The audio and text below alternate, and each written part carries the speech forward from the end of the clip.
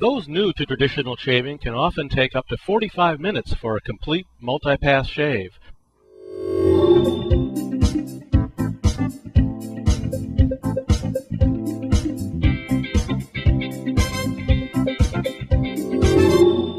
But after a little practice, it's quite possible to have a great shave in about 10 minutes. I've rubbed a cotton pad across my face to prove that I have stubble. I've just had a shower, so my face has been sufficiently prepared. If I don't shower, I'll take an extra minute or so to wash my face with a little of the shave cream or soap I'm about to use. Doctors have told me that it can take up to 3 minutes to completely prepare the face for a shave, but luckily I've discovered I can get by with a little less. I can save a little more time by combining face prep and face lathering with a shave brush. A shave brush is a great multitasking tool. It can hydrate the skin and hair, lubricating the skin and easing the hair out of its shaft a bit to make it easier to cut. It can gently get rid of all the little microscopic bits of debris from around the hair to clear the way for the cut, and it can get the hair to rise off the skin for an easier shave. Notice the gentle circular massaging motion of the brushwork.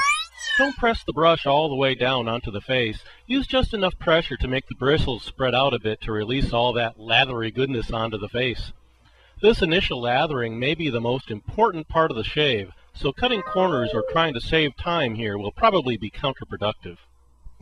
After working the lather onto the face, finish up with a painting motion to even out the thickness.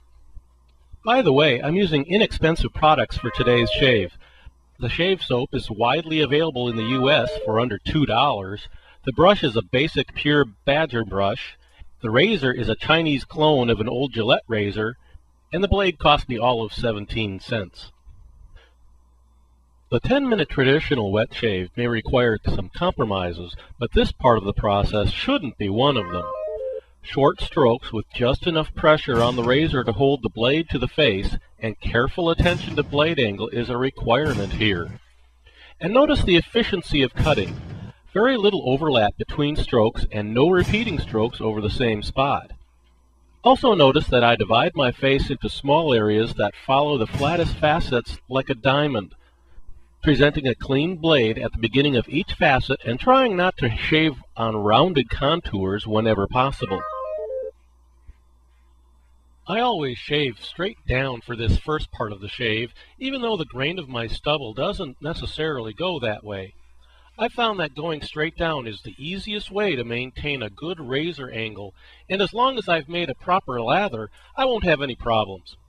If I were shaving with a multi-blade cartridge, I would definitely shave with the grain though. Pay special attention to highly contoured areas like around the nose.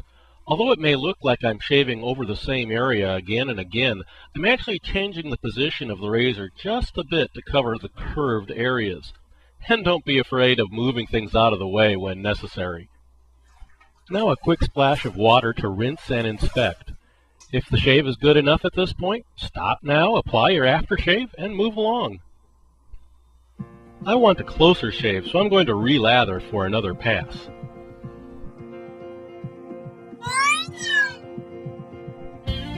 If my beard was particularly thick, say from not shaving for a few days, I might repeat that first pass.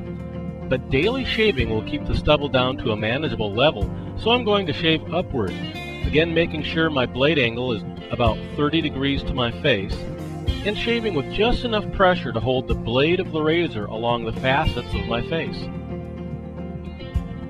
Notice that I keep my wrist locked and move the razor with my entire arm. Doing this assists with maintaining a good blade angle. By the way, even though I've edited this video to make it more visually interesting, I did really shave in 10 minutes. This particular camera angle was shot in real time. Some of you may be thinking that I'm shaving insanely fast, and in a way it's true. I usually take a much more leisurely shave, but after some practice I'm now able to speed up safely when time is short. My mustache area is particularly sensitive, so rather than shaving straight up here, I shave from the outer edges inward.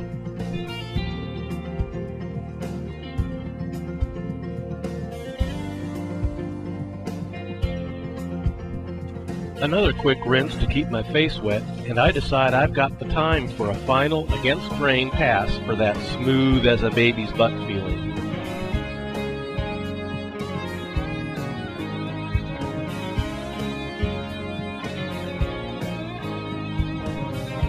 After I give my face a relatively thin coat, I squeeze the brush slightly to bring up some of the incredibly rich lather that's buried inside the brush and apply it by hand for a little extra protection.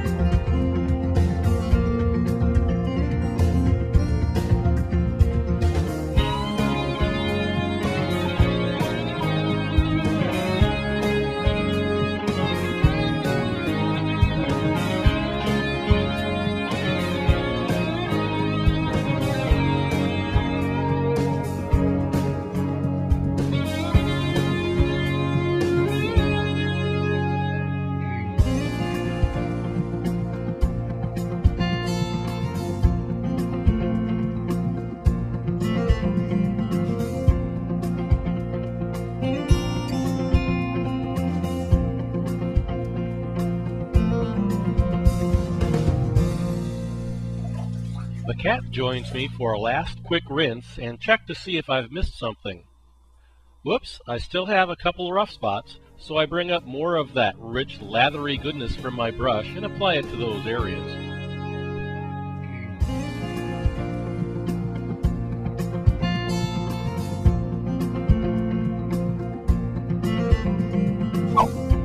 Depending on the rough area, I use either a hooking action or a buffing action to smooth off those little areas I missed. Now a thorough hot water rinse to wash off any remaining lather or residue. Using clean hot water for this is the best way to go, but if you're under conservation restrictions, just use the water left in the wash basin. Hey, that's a great shave, and I made it in about 10 minutes. I like to take a cotton pad soaked in witch hazel and gently wipe my face. Witch hazel is kind of the original aftershave and can be very effective in combating ingrown hairs and acne. A final splash of cool water to finish closing off the pores, then a dab of aftershave balm massaged into my wet face with wet hands to soothe and protect. Don't forget to police up the area when you're finished. And here's the proof, no fibers caught in the stubble after rubbing with a dry cotton pad.